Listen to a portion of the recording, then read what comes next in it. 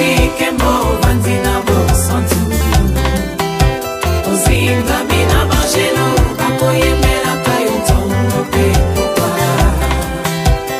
zambe na goya ola tike mo vanzina bo santu ozinga mina bajelo bakoye mela kayo tongo pe kwa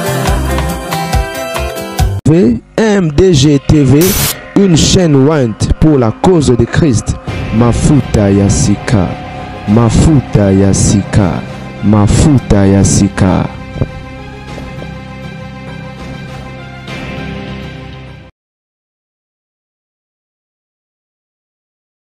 Soki kunezo simbate yakato salela nzambe. Mbote balandi MDG TV mafuta ya sika nzamba mona papa mbolela ngai bino. To lisusu na cadre ya actualité. Moto ezo ko continuer ko pela maye ko continuer ko ningana bandeko guerre eloba bokechuwa yambo nous c'est la haine. Ah bokoko ouais que Dieu nous aide.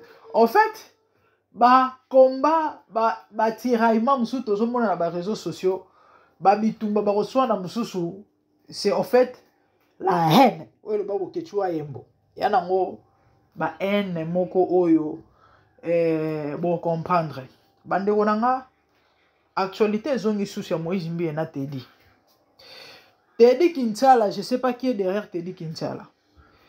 De quoi il s'agit? Les amis, nous connaissons tous to ebibi sonye son de côté Teddy o azala e pas Moïse Mbie abimara e pas Moïse Mbie ayemba nzembo wana kombo na ngonene baluka yeyo nanana et cartonna nzembo bimisa et monise la miso à bateau nzembo wana na nzela ya Moïse Mbie.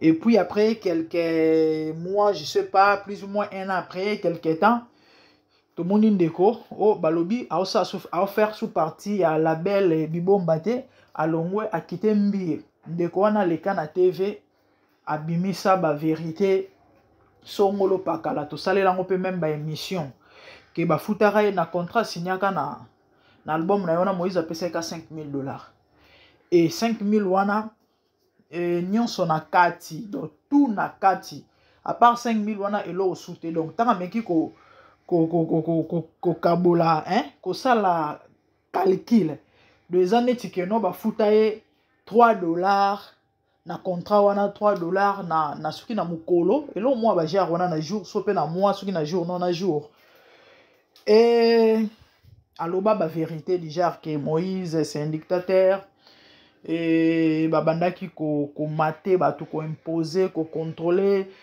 et incident moko le kaka ezalaki ke ezaki anniversaire ya mama Madjabou et ye azalaka muninga ya era bakola na ba era bazala ba master et era sengaka asale la mama Madjabou vidéo ya souhaiter joyeux anniversaire. Et tant Moïse apprend dans Moïse azaki d'accord te. Et gagné la caille. Moïse a gagné la caille en disant que comment il y a koki ko faire partir ya ba ininaye o bato ba olinga ba détruire ye. Gagné la caille plein de trucs. Et na mukuse les frères avaient claqué la porte à kenda na ye. Bandeko 2 ans après lelo oyo to moni frère eko bima susu avec la même histoire. Il y a mambo et les kawana. Babimisi susu bameki ko amplifier on le susu que non kune zala vraiment prison et Alvina banako ke ko funda ye nyonso babane ko melise ba makolinga ko kokotie na vie oyo o ba mambo ya mesana na ngota lingaka te ba vie mabe ya komela ba masanga banoki ko sele makambo epa ya lidimbie parce que lidinde mutu azalaka soki reine kuna na cité Bethel ba mambo belebele bande ko na lingi to zala mikolo et puis to zala ba réaliste OK to ça la analyse hein to ça analyse ndeko na biso Teddy to ebaka ete lelo oso to yebi Teddy eza grâce ya Moïse Mbie. Teddy abimi makambo eleka kuna na malamu na ya mabengano to yebite OK à supposons que ba mambo loba ki to ba mambo loba eza vrai que Mbie c'est un méchant Mbie kuna prison kuna mambo mabe tout ça Et le frère, un moment, a se récisa qui a l'oubi abimane à longwa. C'est tout à fait normal. À moutalibo sauté. Et ça, quand on a auto le ba moutalibo sauté, comme la bateau belé, et bah, c'est la même chose. Mais, problème est anine. Les cambo est anine. Teddy, aïbana raté. Mouto sala qui Teddy aïbana. Et ça, Moïse Mbiye. Déjà à cause de ça, na ma be yambiye, na malamu yambiye, na nyonso. La première des choses, te dit fala bana osa reconnaissant. La Bible nous dit, soyez reconnaissants. La reconnaissance dont la Bible nous recommande dans le livre 1 Thessaloniciens 5, quelque part, est la reconnaissance envers Dieu et envers l'homme. Bible zolo baso mutape sur ta kopo mai oyo. Nzambe na likolo apambola ye. Le fait que te dit ayebana pona mbiye fondeko wana abanana kozala reconnaissant. Bandeko adage mo française elobaka mayo emelisio na tango soif babwakela ngo libanga zelote babwakela ngo libanga te parce qu'on ne sait jamais. C'est vrai mbiye amabe tondimi. Maintenant na salaki yo yebana na miso abatu na salaki yo banzembo na yo eyebana. C'est Sembi et là les méchants. Rien que pour ça, la première des choses, il fallait d'abord être reconnaissant. Wana yaliboso. Yami bale. Par rapport à séparation, les amis, c'est biblique. Abraham na lot bakabwana. Zambé pas quoi ko recommander Teddy à quitter Mbiye. Mais alingaza na lo lenge moko ko salelango. Et surtout que a mobali. Bande ko babilobela to yebi ezami bilo bana basi. Moi, si j'étais Teddy, bien sûr qu'elle a quitté papa, Moïse Mbiye et papa Nangaï. Parce que c'est son père, hein. Il a quitté Mbiye. Mais Nalolenga ba Nanzambe. Attention, il a sépelate. Mais s'il était sage, il a ça calmement, sans bruit. Doucement, sans bruit, sans faire un problème. Abimi, Akeinaye, Ezamarambo Ezalaka. Ye alongwe ayeko etale ba mamunyo sowana na libanda bandeko one ime muto za parfait na mokilo azate muto asungyo na tango apasi ka mokolo oyo moni ke boyokani te to asalaki elo mo esepelisaki yo te il faut bosana bolamu nyonso muto wana sala Dieu est juste bandeko nanga to zala ba ingrate l'ingratitude est condamnable disent les Français. Lelo o bandeko, ce qui vont comparer temps passé à Teddy, na lelo, différence na gap, eza yamakasi. Yamakasi, yango batu bakomi ko se moke na ye. Nde liza moko ya babilo ko esali ke lelo abima, abana oloba babilo belana, et na simanae batu mope bo bazo tindika ye. Kaka pona nini, bino boyebi mbiye na Mike bazana na ba guerre na bango. Et le fait que Indela ki maikawa, il faut de la paix Moïse.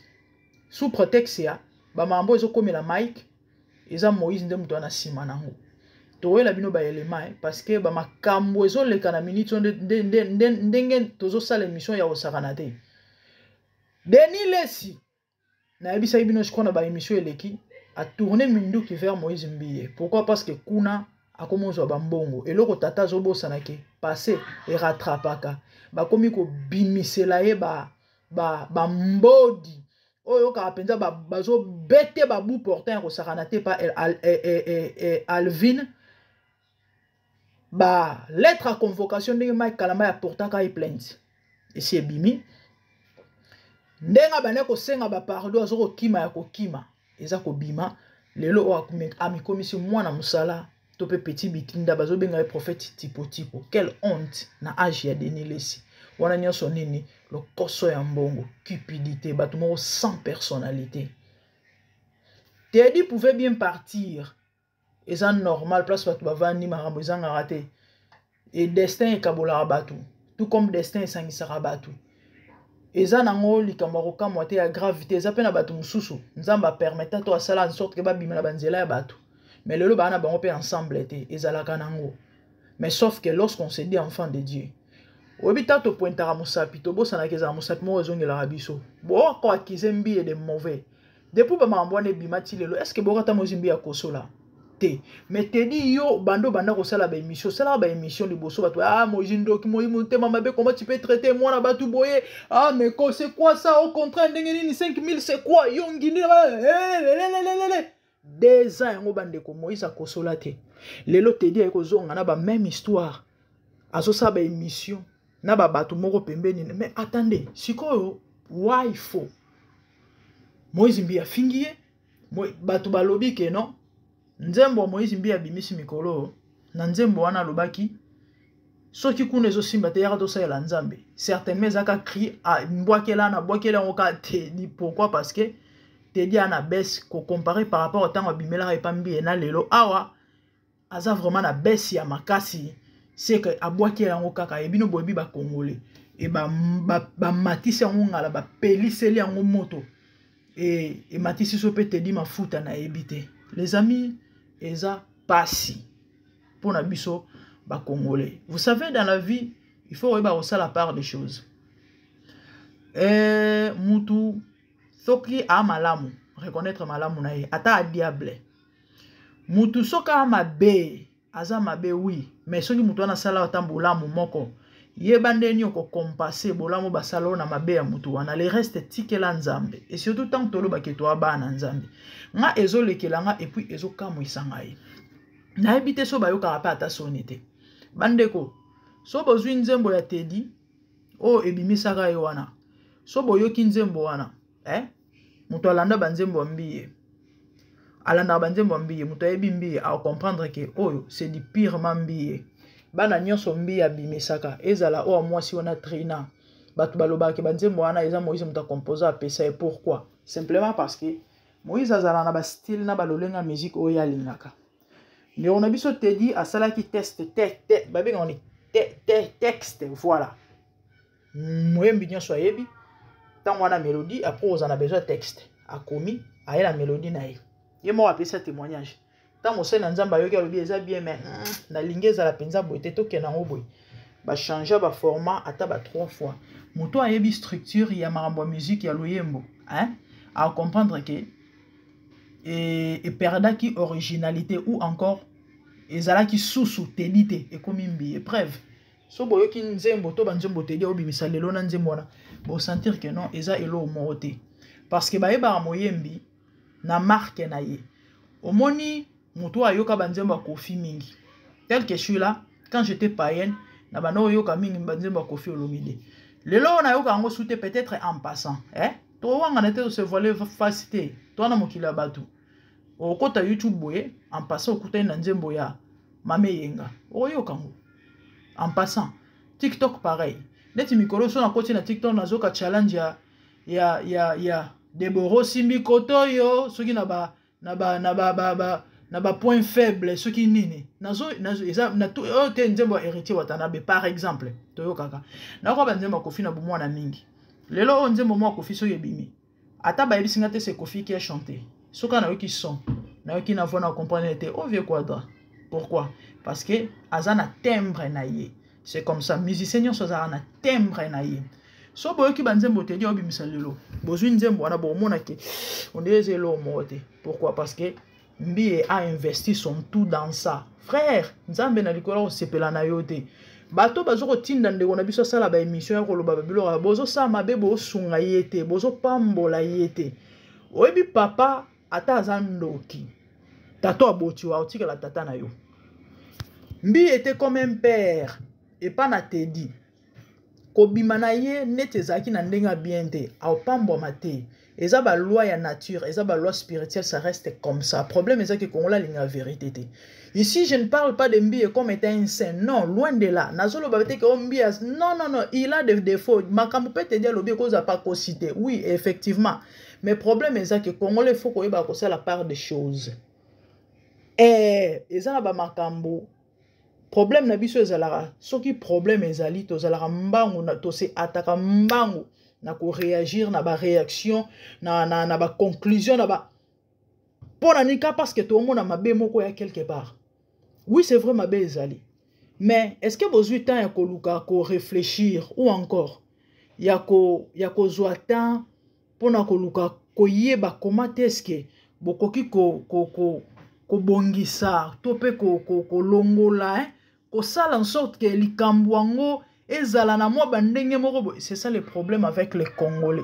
Le fait que Moïse était père pour Teddy et longolé na ezaki ya mabe, il doit s'humilier.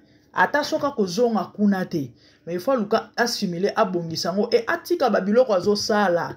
Ya okenaka ko bebisaka réputation ya Moïse utope ya kolobaka mabe na kombo Moïse nzambe na likola ko sepela na yete. Eza babiloko misusu c'est naturel, Dieu a créé ça comme ça. Eza ba loi ya nature, donc tu peux pas changer ça. Moïse a mabe oui, mais le fait que Moïse azala pilier na vie na yo, na kobima na yo, na carrière na yo. Soko bongisi te ezalo compliqué. En fait, ndeko na biso Teddy bato ba se moquer na ye par rapport ya tango abimaka na ndenga komi lelo. Et ya même de ceux o bazo yebisa ye ke akende ko senga bolimbisi. Et pas ya Moïse mbi. Sikoyo ba era desko ba na simane bazo encourager, bazo entêter et pourtant ce sont des païens. Era c'est un païen. Era ebinzambe te. Era kende église na formalité. Ye Teddy azoyembela nzambe, il doit prétendre, il doit azamuto il faut yeba nzambe ou encore kozana compréhension ma nzambe koleka ba era parce que ba era ba païen. Malheureusement bangonde ba conducteur na ye, bangonde ba conseiller na ye. Ya mawana ya pasi. Ende kwa zongeli ko sala ba émission ko dénoncer makambo. Malheureusement et pourtant il y a un avantage na été et bato ba betele maboko. Mais franchement, bozala bato ndenge nini. Est-ce que boye ba makambino bosala vraiment? Ba mamubino boloba na ebité soki bato mususu. Maman yango toloba ya kibonzambe. Les gens prétendent servir Dieu, les gens prétendent connaître Dieu mais baza vraiment musika, baza vraiment ba ignorant, baza vraiment la compréhension à terme kete na mambo nzambe. Teddy azalaki na ba plein droit na ye na ba raison s'il faut alongwa pembe na Moïse mbi. Eza problème te mais falaka salango na ndenge ya bana na nzambe avec douceur. Non seulement ça, azaki moto koleka na émission te pour aya ko étaler mabe ya mbiye.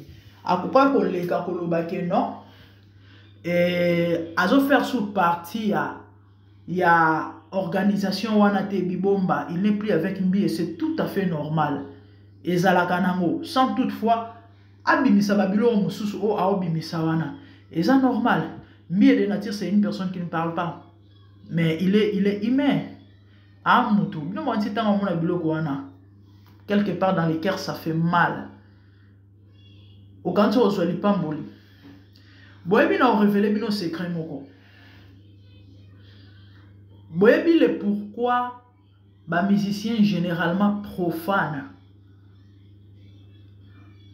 Oh, bah, zala est pas bah, leader songolo.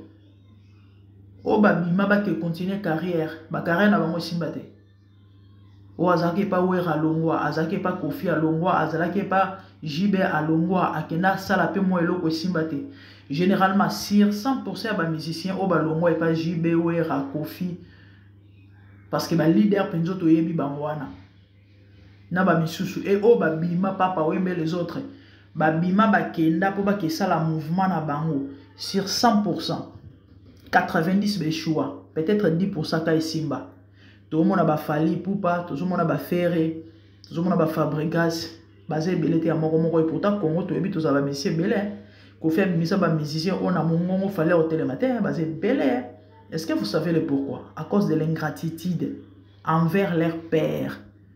Congolais atikala jamais koloba ke nazala va vie on a vu on a bien. Ezalaka faux vie ndo kimutu mabe azongi saka boya salaka boy akitaka mataka akotisaka bimisaka aswaka mwasi na ngai ekozala ya solo me vie wana ya ndoki wana ata mukolo moko apesaka kopo maite ata mukolo moko alesa oloso te. C'est ça le problème avec les Congolais. Siko mutu wana tanga oyoka petit oyo mukomsusu mama na belaka ya olelanga penza na pesaka $300. Parce que basala rango malgré motema mabe na bango. Omoni kofi wana ka ndoki wana.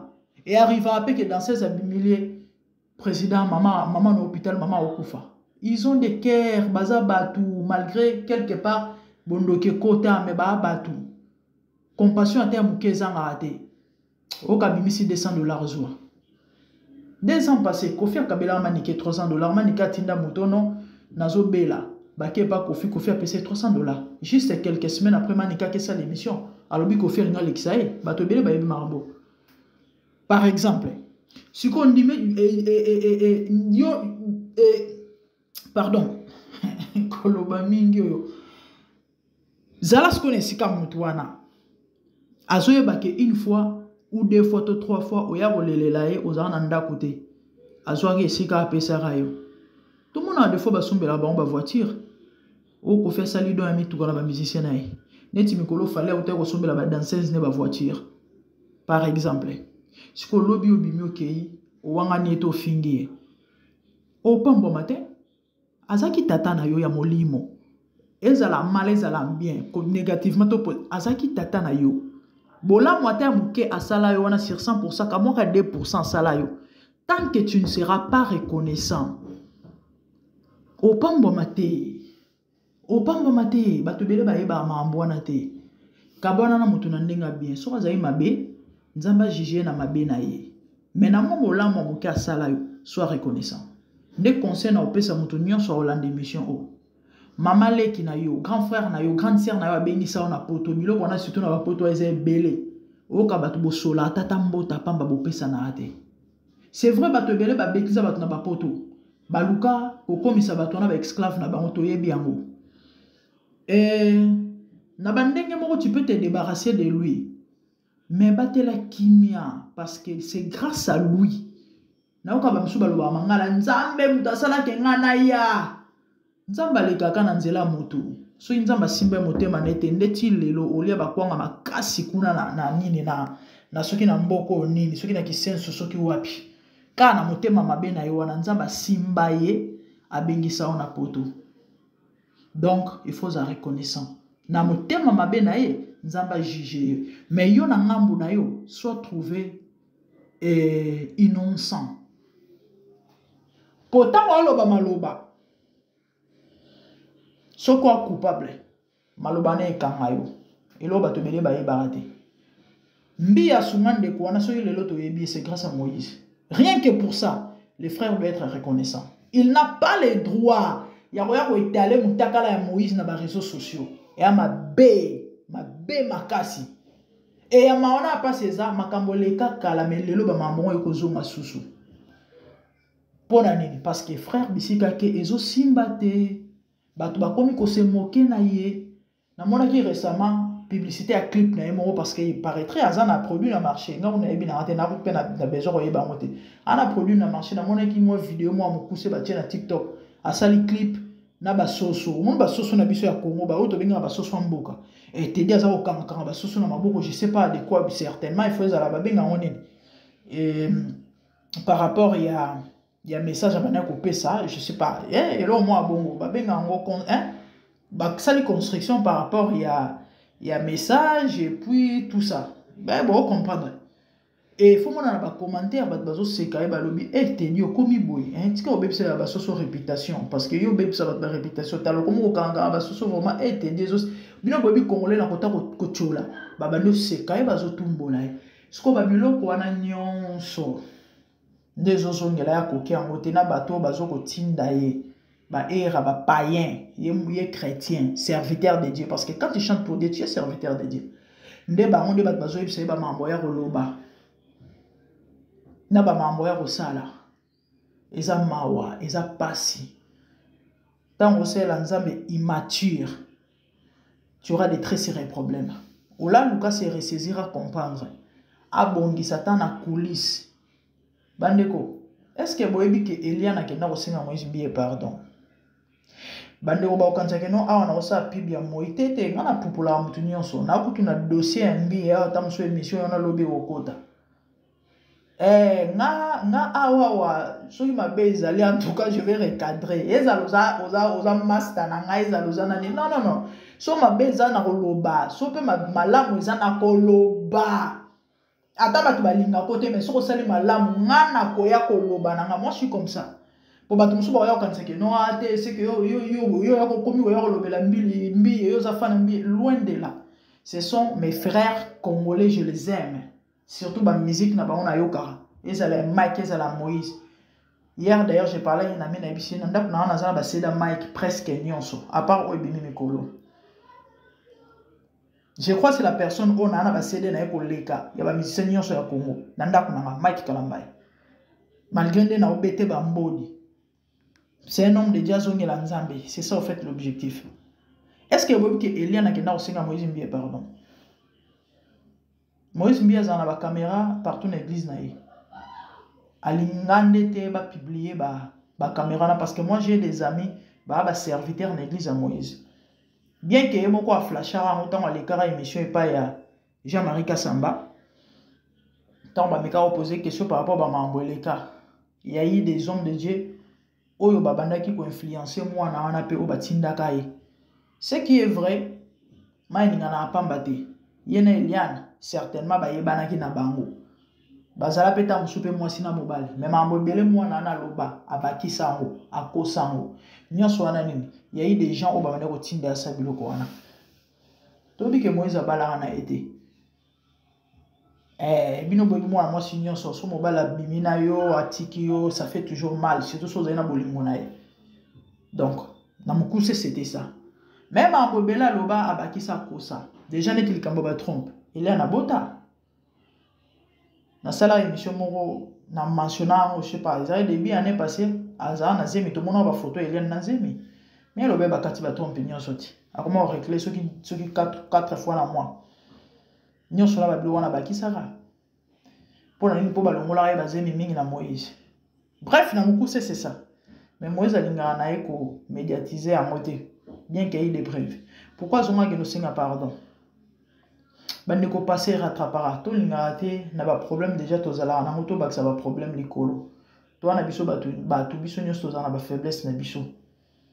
Mais ma on a pas ces accords de ko amosel na nzambe mais besoin de lui rien ba païen. C'est compliqué hein, surtout avec les chantres de l'Éternel. T'es dit ça trop immature. Je sais qu'il est très jeune mais asa adulte quand même. Na habité c'est vrai, ça doit faire mal. Tant que se moquer na c'est normal, mais ako kitana se makasi bongoten, o kitana ba se makasi ndingonate. Mbia mabe oui, to boyite. Mais c'est grâce à lui ndé mokile bio papa. Move on, ndé to loba en anglais, fais ta vie. Si faut senga bolimbisi, ata pozo makunate, mais papa na mamboleka limbisa na mutu. Asa montute, toi tu crois que sauter au Seigneur Bolimbisi, ata ce qui a olingaza na dan contre yo. Nzamba omona que yo singi pardon. Et Dieu te fera grâce. Mais tant qu'au sali en moté, tu continues à okende ko salir ye. Nzamba o sepela na moté. Et lo ba kongole ba bossa na yango wana. Lo ba kongole ba yeba ate yango wana. J'ai vraiment pitié du frère hein, mais bon malheureusement que voulez-vous. Nzamba suma biso. Bandeko mayo milition na tango pasi. Babo il a osé loter, babo il a envie de ato s'en sortir, au komi mutu, kobo sa na base te, kobo sa na faible commencement te. Problème na biso tozala trop ingrat, ya on bo muntu kenda musika te. Au bandi na ba difficulté mutu moko apesio loboko abimission na pasi metant ozui obosa ne mutu wana. Kebate mutu wana kutu mutu komi so ennemi na yo. Tu ne feras pas de grands progrès. Au sala 3 4 5 pas aux hommes à la case à départ. Na vie son mot que musika ya za reconnaissant.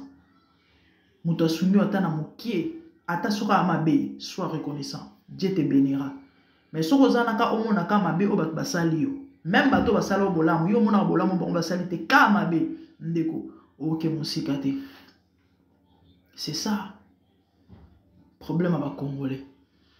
Que Dieu vous bénisse. Moi c'est la grande dame, abonnez-vous massivement sur MDGD TV, Mafuta Sika. Tout le monde aime la Sika, merci, m'a des bonnes choses, merci, au revoir. Bye.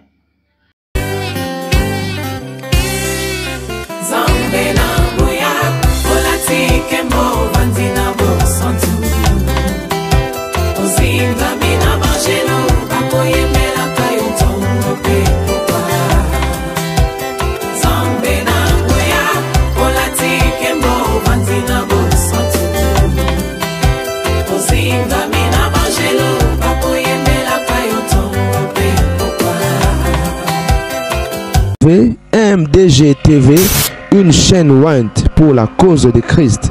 Mafuta ya sika, mafuta ya sika, mafuta ya sika.